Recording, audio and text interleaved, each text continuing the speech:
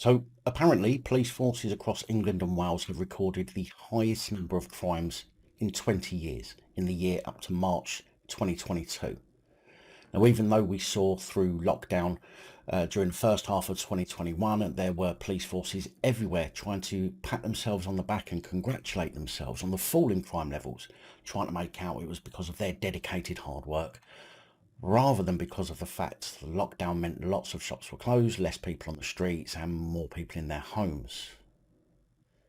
The Office for National Statistics figures showed a total 6.3 million crimes recorded, not reported, but recorded, with some people attributing the rise to a sharp increase in offences such as fraud, rape and violent attacks.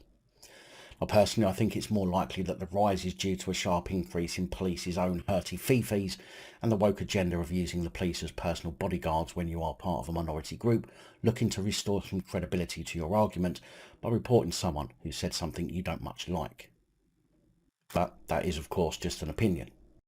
Of course, we are seeing more and more reports in the news about kids killing one another or trying to, but even with that particular offence seemingly rising, it'd take a lot more than that to affect the crime figures. In fact, many of the crime types that have risen are still below pre-lockdown levels. An example of that is what I just said. 40,027 knife offences were recorded in the year to March 2022, which is lower than 2021, which saw 44,642.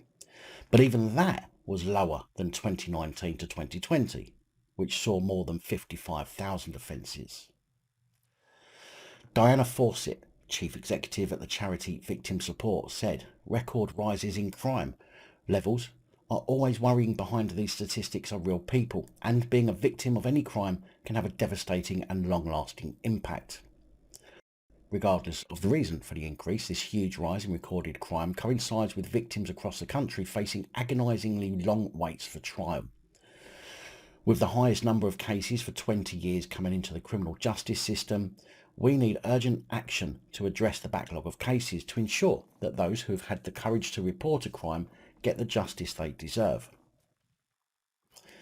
Billy Gazzard of the Office of National Statistics said sexual offences recorded by the police were at the highest level recorded within a 12-month period in the year ending March 2022, a 32% increase from the previous year.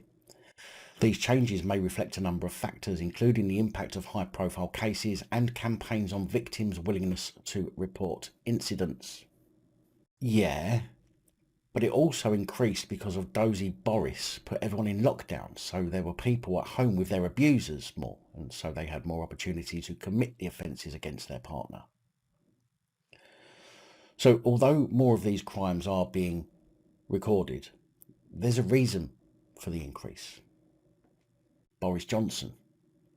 According to police in England and Wales, sex offences have more than doubled in the past 7 years, from 88,576 in 2014 to 2015 to 194,683 in 21 to 22. Rape offences have nearly doubled in the past 6 years, from 36,320 in 2015 to 2016 to 70,330 in the year to March 2022.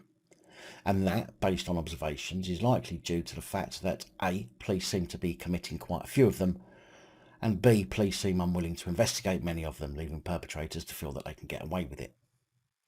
The Home Office said that these trends are likely to reflect, in part, improved crime recording processes, as well as a more complex crime caseload being dealt with by the police, and the rise in violence against the person and sexual offences.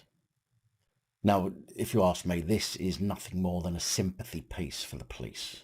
Oh, look at us, we're working so hard and being paid so little, please feel sorry for us. Which is a bit of a joke, really, because these people join the police knowing full well what they're getting into, unless they're all joining for the perks rather than for the role of protecting and servicing the public. Plenty of crime levels fell during the lockdowns.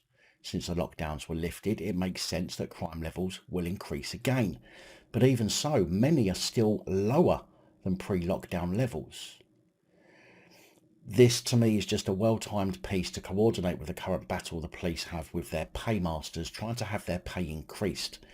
even though in many cases they don't do anything to deserve a pay rise.